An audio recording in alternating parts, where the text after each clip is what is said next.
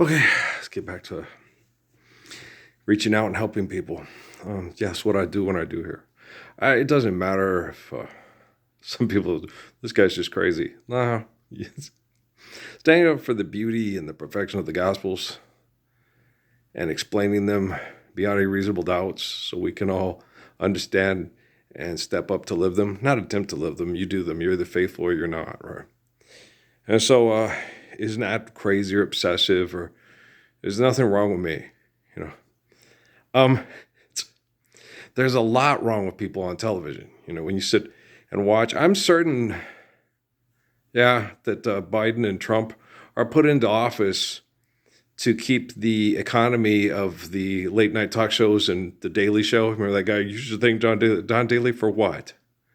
He's a multimillionaire who keeps himself a multimillionaire by making jokes about the dysfunction of our government that mass murders people for corporate corruption. What should I think that mother? And this guy, he works with neurosurgeons and things. He's working with really brilliant people repairing brains. And I explained to him that no, all brain tumors are caused by a form of blunt force trauma. He goes, no, they're not, because they have study and research that says no, it's blunt force trauma. Blunt force trauma comes from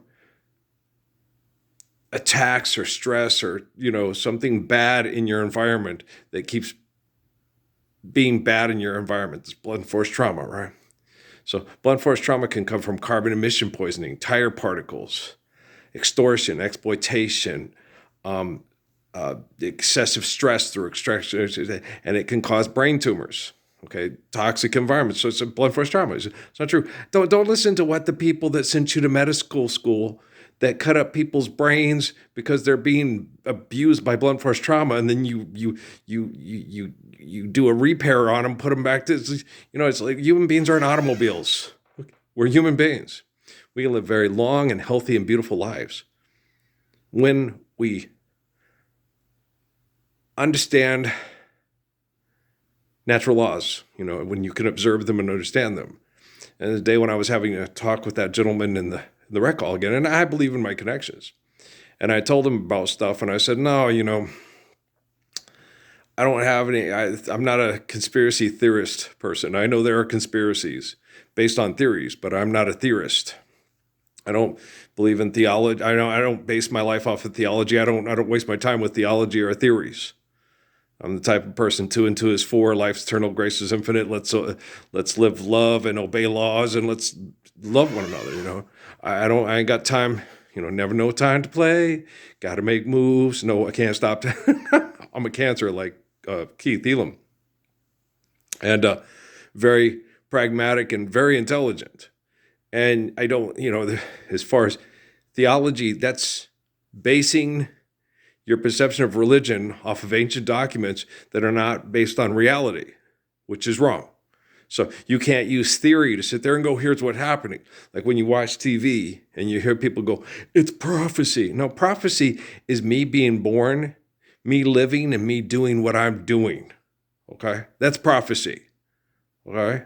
A bunch of morons wagging the dog with propaganda and fucking with people's minds because they've invented technology that exacerbates that kind of, like what happened to, when you, what happened with Daniel all through the Gospels.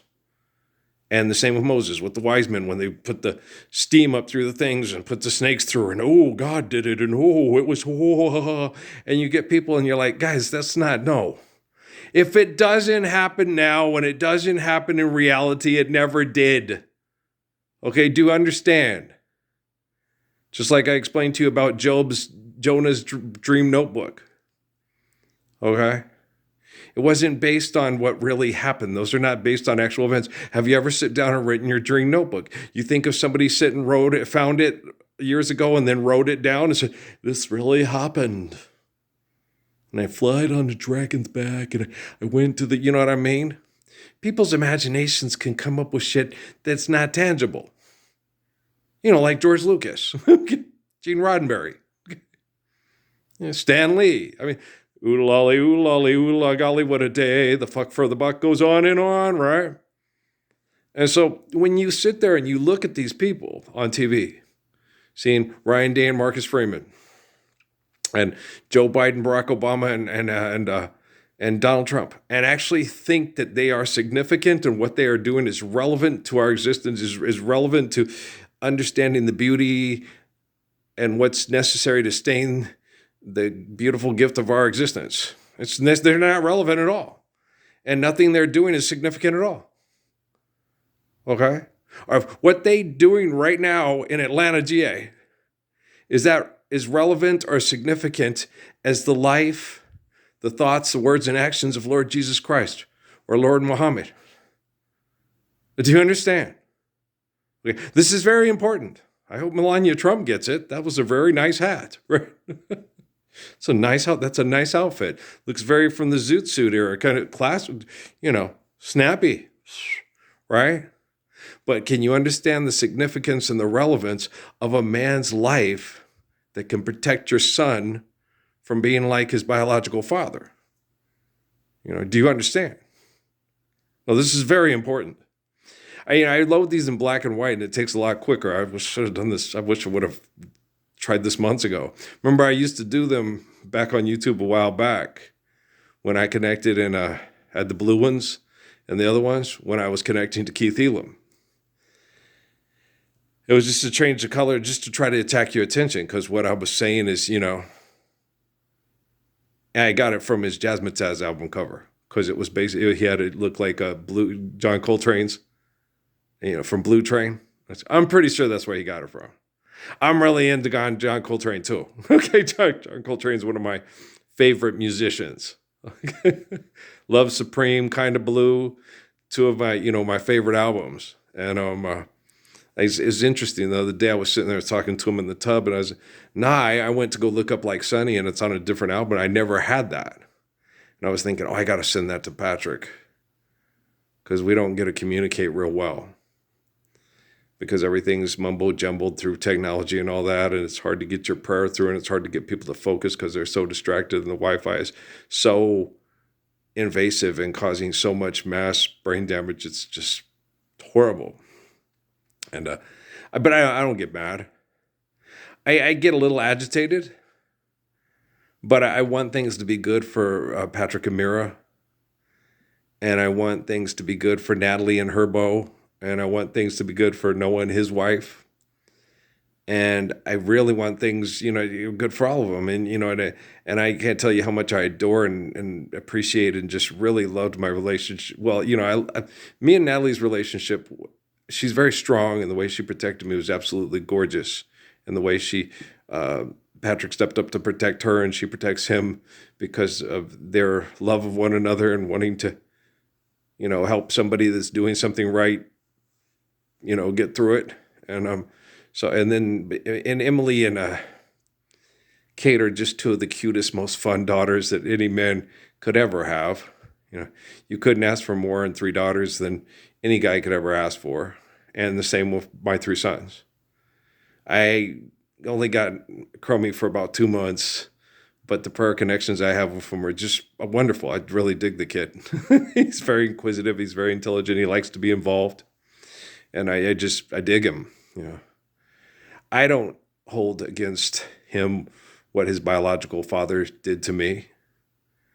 I'm pretty sure Crumb, if he ever watches, well, I'm sure Crumb, because life's eternal, grace is infinite, understands that I'm a different man than that. And, a lot of people don't have Jesus or David as a biological father, but realize that he's a better father than their biological, right?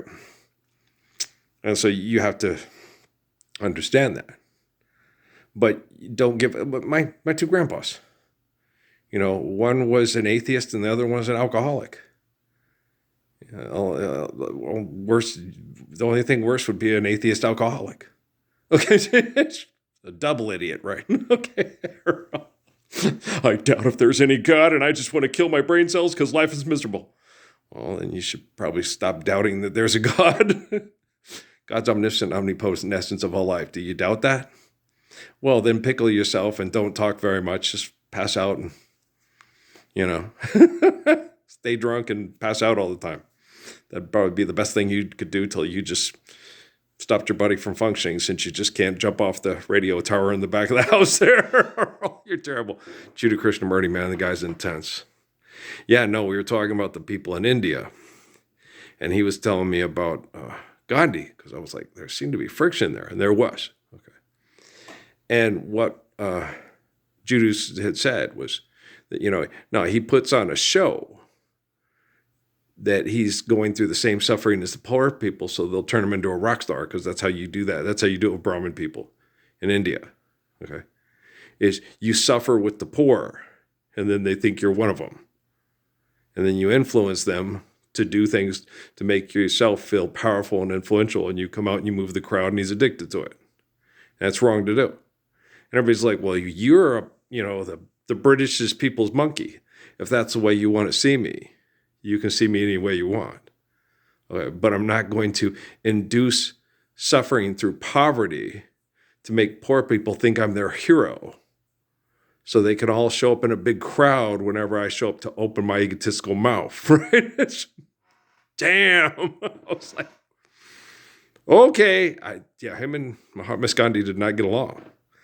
And I wondered why. And then I was, and a lot of people that I've met from India and try to talk to them about respect and regard for the father of their faith and the beauty of their family, I get the same Mahatma Gandhi reactions and responses. And so I'm like, Judah, like when Judah made that joke about India's a beautiful country except for all the Indians. It's like, yeah, I understand. But the same way, my country's that way. Okay, United States of America is a beautiful country except for all the Americans. Right? Despite them, it's pretty, right? But children, okay, are born with an innocence. And when you watch those St. Jude commercials and you see those little babies, those little vulnerable babies being destroyed by your egos and your economic conflict, if that doesn't make you get up every day and load 4 to 5 videos on YouTube saying, hey, let's live the Lord's Prayer now, then you're just not a very good person. All right, guys? I love you very much, man. Peace out.